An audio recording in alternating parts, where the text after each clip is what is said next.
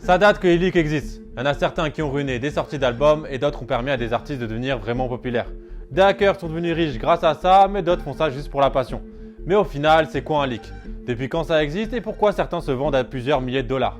C'est ce qu'on va chercher à savoir dans cet épisode.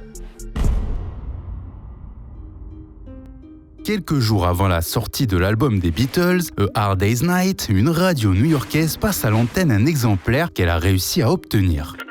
You're listening to Motop Radio live from New York, and today we have a special tune for you. We managed to get our hands on the Beatles song A Hard Day's Night. Très rapidement, le coupable sera démasqué, mais ça va forcer la maison de disques à avancer la sortie et à faire parvenir plusieurs copies à des disquaires. Ça peut paraître anodin, mais ça sera la première fois de l'histoire que l'industrie musicale sera confrontée à un leak. Autre exemple, en 1969, un homme a créé un bootleg d'un album de Bob Dylan en compilant des sessions d'enregistrement de morceaux, mais aussi de sessions live. Mais au final, c'est quoi un leak? C'est un album ou un morceau qui est rendu disponible avant sa sortie officielle. À la base, ça avait lieu régulièrement lors des sorties physiques puisque les magasins recevaient les CD en avance, donc il y a certains vendeurs qui récupéraient les CD et qui en faisaient des copies. Mais tout ça, c'est avant l'apparition d'Internet et le streaming qui a révolutionné le monde de la musique. Les mêmes magasins qui recevaient les CD en avance doivent encore plus faire gaffe à cause de ça, puisque maintenant, ça finit directement en ligne. Par exemple, on a pu voir ça avec de nombreux albums, mais notamment Random Access Memories des Daft Punk. 3 jours avant la sortie du projet, un utilisateur de Reddit annonce l'avoir en main. Étant très attendu, le leak va devenir rapidement viral sur Facebook et Twitter et va naturellement profiter à la diffusion du projet lors de sa sortie officielle. Maintenant que vous avez les bases, faut se concentrer sur le truc qui nous intéresse vraiment, le rap. Ça arrive plus souvent dans le rap vu que c'est plus convivial. Par exemple, dans le rock ou la pop, les cercles des artistes et producteurs est beaucoup plus fermé. Alors que dans le rap, il y a toujours 40 mecs au studio, il y a toujours des gens qui s'envoient des sons entre eux. Pour revenir à Internet, au même moment apparaissent les premières plateformes de téléchargement illégales comme Emule, LimeWire ou encore Napster. Parce que ouais, avant que ça soit une plateforme de streaming, c'était un site connu pour uploader ou diffuser des leaks. D'ailleurs, ça va même les mettre dans la merde à cause d'un son de Metallica qui va fuiter sur leur site.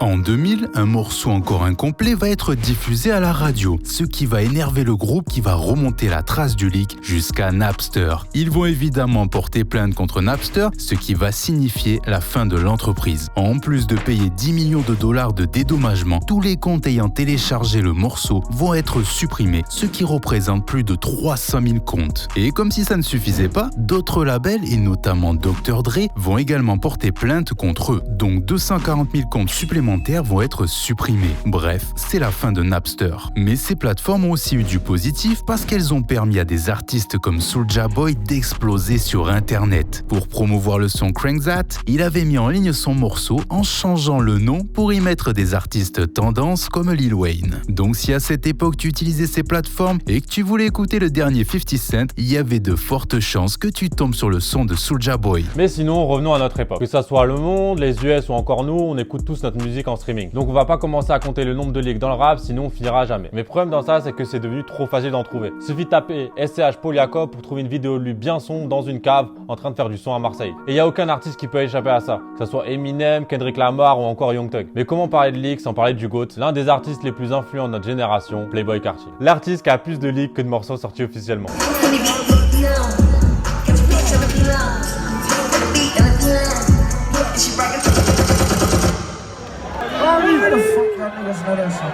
Le cas le plus connu reste celui de PC Pamper ou Kid Cudi. Produit par Pierre Bourne, c'était un morceau de Young Nudy à la base, qui n'avait pas été retenu pour son projet Slimmer. I feel bad for Cardi especially. His shit leaks all the time. Like Nudy's, it only leaked when Cardi got on it, telling me they were going to send it over. So I was like, all right, let me touch up the beat, make it longer or whatever. But they was like, no, we already sent it. I was like, right, it's just gonna leak. Playboi Carti a une communauté similaire à celle de Juice, donc on en parlera un peu plus tard. Comme vous le savez, le morceau va leak et comme c'est un banger, il va plaire à tout le monde et rapidement devenir un mème.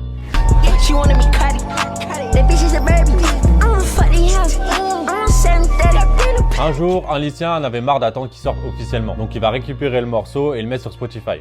Before the song came out, there was a snippet on YouTube, and it sounded like it would be a hit if it was released. A couple of weeks later, the song got leaked, and I posted it to my channel, not thinking about how big it would get. Il va rapidement atteindre la première place du top 50 viral aux US et cumuler des millions de streams avant de disparaître. Il le savait pas, mais ce leak va compliquer la sortie du morceau, vu que même aujourd'hui, on l'a toujours pas. Le problème vient du sample de l'artiste japonaise Meyamane.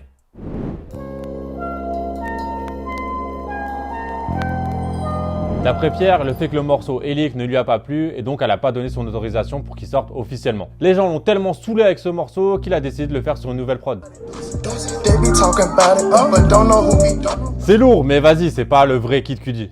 Ce phénomène n'arrive pas que de l'autre côté de l'Atlantique, parce que même en France, on y a droit. Ça reste moins répandu parce que ce n'est pas dans la culture, mais aussi parce que ça ne génère pas d'argent. À la différence des US, lorsque ça arrive en France, c'est peu souvent péjoratif. Et le meilleur exemple reste celui de Damso. L'histoire commence avec le leak de son album Ipséité par un tweetos connu sous le nom de Robe d'Éther, aka Billy. J'ai vu 20 000 abonnés. Et depuis qu'il y a eu le leak avec Damso, en fait, j'ai leaké son album. Enfin non, je l'ai pas leaké. Attention là, tu commences à avouer là. Ouais.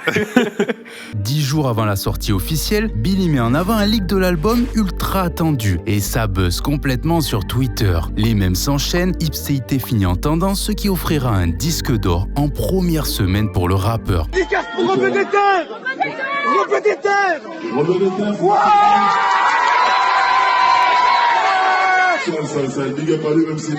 Ce leak a tellement profité aux deux carrières qu'on aurait pu penser que c'était une stratégie marketing. Sauf que non, c'est juste la magie d'internet au final. Après ça, Damso va se mettre à leak ses propres sons, notamment le très attendu TXV. Avec un tel engouement, ça a évidemment inspiré des rappeurs et des labels à utiliser ces méthodes pour promouvoir la sortie d'un projet. Pour ça, autant prendre un mec directement lié à lui, celui qui l'a propulsé, Booba. 2 semaines avant la sortie officielle, son album Tron va leak. Le leak va devenir viral sur Twitter et niveau timing, c'était un peu bizarre.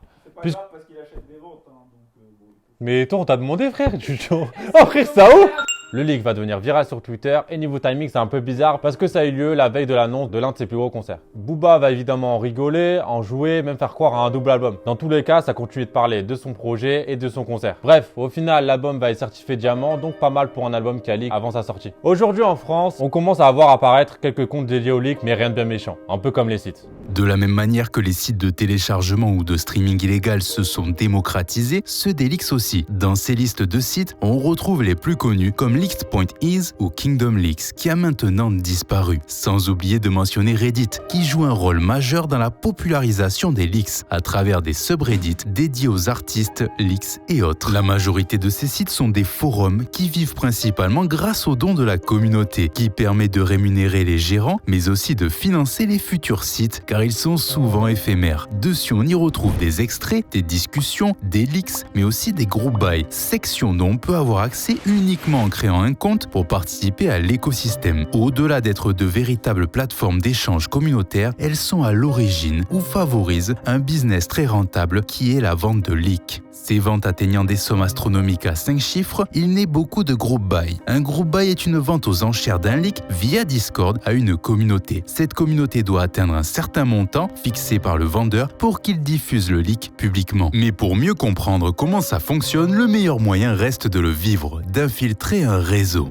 Pour les besoins de cette vidéo, fallait que j'infiltre un réseau pour voir comment ça marche. Avec un peu de recherche, je suis tombé sur le group buy du morceau Skeleton de Kanye West. Parce que ouais, pour ceux qui ne le savent pas, avant que ça soit un morceau disponible sur l'album de Travis Scott, c'était un morceau de deuil. Le prix à atteindre pour ce morceau était de 8 000 $. Et pour faciliter mon intégration, j'ai mis 20 balles. Après avoir discuté un peu avec tout le monde, j'ai appris que l'organisateur de ce groupe buy était un leaker méga connu du nom de Waterfall. Son palmarès du coup c'est d'avoir leaké des morceaux de Kanye West, The Weeknd et Lil Uzi Vert avec des prix allant de 2 000 à 20 000 $. Mais je voulais aller au bout de mon enquête, en savoir plus, avoir des détails croustillants, donc je lui ai demandé une interview. I started to get interested because I was bored and wanted more Kanye. Here I am today. Leaker now became so accessible because there's lots of demand. That's why most of the leak that I got, I sell them, but there's some songs I care about that I don't sell and keep to myself. En réalité, les leakers ne sont pas très bavards et on ne peut pas leur en vouloir. Ce qu'ils font est illégal et doivent faire face à plusieurs risques, que ce soit la prison, les équipes des artistes ou encore les labels. Cette année encore, un hacker a été condamné à 18 mois de prison après avoir hacké des morceaux de Lil Uzi Vert. Label and artists say that these things can ruin a career, but I think it's idiotic. I don't sell anything that's releasing in general because if a song is 1 or 2 years old, it usually isn't getting released. To be honest, the group way, I don't set them up The coordinators do the price, and it's fixed based on the artist, how much it's wanted, and if the song is finished. People can pay a lot for that, but I'm glad they do because they make me money. I think that the community that pay the more is probably Juice's one. Et il n'a pas du tout tort pour Juice WRLD, c'est même tout le contraire. La communauté de l'artiste est réputée pour être la plus dépensière, avec près de $590 000 dépensés en 2019. Un chiffre qui a sûrement doublé depuis. Même s'il a enregistré plus de 3000 morceaux de son vivant, le fait qu'il ne soit plus là a raréfié sa musique. Ce qui peut expliquer les sommes colossales dépensées par sa communauté. Le problème avec Juice WRLD, c'est aussi la quantité de leaks. Rien qu'en 2022, plus de 90 morceaux ont leak, ce qui a évidemment énervé son management, mais également son entourage. Même si pour contrer ça, son équipe va parfois sortir des morceaux qui ont déjà leak, histoire d'ennuyer ceux qui ont payé pour l'obtenir. Mais ça ne change pas grand-chose. La communauté est tellement obsédée qu'à chaque post du manager, on peut voir des dizaines de tweets demandant de sortir tel ou tel morceau. De son vivant, Juice WRLD était connu pour être un vrai charbonneur, qui a enregistré H24 et dans des studios un peu partout. Ce qui fait qu'il faisait pas forcément le nécessaire au niveau de sa sécurité. Ça peut aussi expliquer pourquoi aujourd'hui il y a tellement de leaks disponibles. Mais il était temps que je pose ma dernière question à Waterfall. Comment il obtient ces leaks? Mais j'abandonne pas, j'aurai la réponse avant la fin de cette vidéo. Ce groupe bail nous a permis de voir une infime partie du business créé autour des leaks et évidemment les artistes ne restent pas impuissants face à ça. Lil Uzi Vert par exemple avait court-circuité la vente de 2 leaks en sortant officiellement les morceaux Sanguine Paradise et That's a Rack. Aujourd'hui, les leaks font partie de la culture à part entière, à tel point qu'on retrouve certains leakers qui sont désormais devenus des médias entre guillemets. Leur avantage, c'est la fiabilité de leur information, mais aussi l'exclusivité dans le sens où ils savent qu'un single va sortir à partir du moment où il est uploadé sur les plateformes de streaming. It's just a part of the culture that really can't be ignored. We're one of the very few accounts who actually cover that area, but that was never the main focus. Mais on peut se demander si tous ces leaks peuvent être considérés comme sains pour l'industrie de la musique. See, the songwriting process is different per artist. Like a Juice WRLD could go in the studio and record 30 songs, but a Billie Eilish would take 4 months. So I don't really think it matters much. Quoi qu'il en soit, les leaks ont toujours été pour les fans de la première heure, ceux qui sont véritablement fans d'un artiste, ce qui explique pourquoi leur communauté est aussi soudée. Néanmoins, à la base, ces leaks se retrouvaient dans la majorité des cas sur des forums dédiés, des subreddits, voire des discords ou autres recoins sombres de l'internet. Mais depuis quelque temps, certaines failles des plateformes de streaming telles que Spotify ou Apple Music sont utilisées pour les rendre disponibles à tous. Là encore, ceux qui sont à l'origine de ça se défendent en disant qu'ils le font pour les fans qui n'en peuvent plus d'attendre des nouveaux morceaux. Et s'ils peuvent réussir, c'est notamment en utilisant des plateformes telles que DistroKid.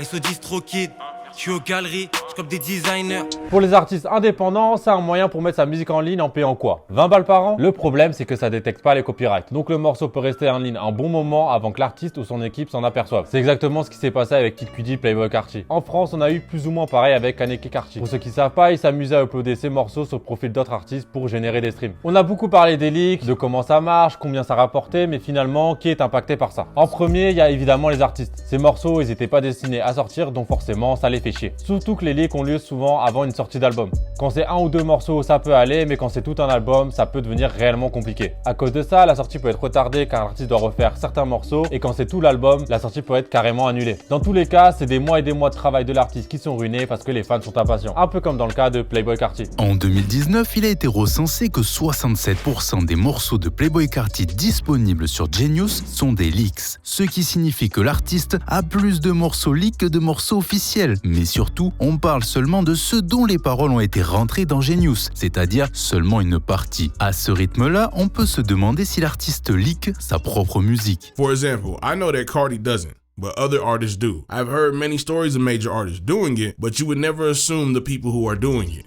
Sauf que cette théorie reste alléchante et a été confirmée par un autre insider, mais également une source qu'on peut qualifier de fiable, Academics. I heard the same thing, except not on some mistake. Like, I heard he leaks the shit himself. He sends it to fan pages. Yeah, if you send your music to fan pages, which basically on a subtle type of note, and you know it keeps getting leaked, you keep sending to them, Nigga, you're leaking it. Maintenant qu'on sait tout ça, qu'est-ce que Carti ou d'autres artistes gagneraient à leaker leur propre musique? L'avantage, c'est de pouvoir créer de l'interaction autour de lui, mais aussi fidéliser sa fanbase quand les délais de sortie d'album sont beaucoup trop longs. L'autre avantage, c'est de pouvoir se comporter comme un artiste indépendant, c'est-à-dire sortir sa musique quand on veut sans forcément demander au label. Mais le problème dans tout ça, c'est que l'artiste finalement ne contrôle pas ses leaks. Quand ça arrive avant la sortie d'un album, ça peut nuire aux performances, donc il peut faire beaucoup moins d'argent. C'est pour ça que quand Lil Uzi Vert a trouvé un leaker dans son cercle proche, il a décidé de l'humilier publiquement. Like I should be slapping this shit out your frail ass.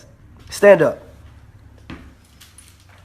Skinny ass, bitch ass nigga, sit down. Fucking hacking on my shit, motherfucking leaking my music, nigga, that's my goddamn job. Maintenant qu'on a évoqué l'aspect financier des artistes, il faut évidemment parler de ceux des labels. It really depends on the label and what leaked. A track list? No. A song? Maybe. And it really depends on how much they really have invested into that specific piece. I could imagine an album leaking months in advance is a huge loss. Similar to when something personal to you was revealed to the world. You'd be pissed. Mais je pouvais pas rester sur une réponse aussi simple. Je voulais en savoir plus, donc j'ai contacté quelqu'un qui s'y connaissait vraiment dans cette industrie. Et j'ai découvert un vrai business. Ne bougez pas. À l'heure où le rap est devenu le premier style musical, les stratégies de vente sont d'autant plus importantes. Aujourd'hui, nous retrouvons Kassoum, manager du label Kung Fu dans le Val-de-Marne. Il nous explique quelle tactique marketing lui et son équipe ont employé pour propulser leur artiste. En ce qui s'agit de marketing, le marketing marque comme on dit, t'as vu, nous je vais pas te mentir, hein, notre but premier avec le frérot là, c'est surprendre le public. Hein. On leak nous-mêmes nos albums. Gros, on va prendre chose qui reprend le game, mec. Voilà. Gros. Une méthode ingénieuse qui n'a pourtant pas l'air de fonctionner.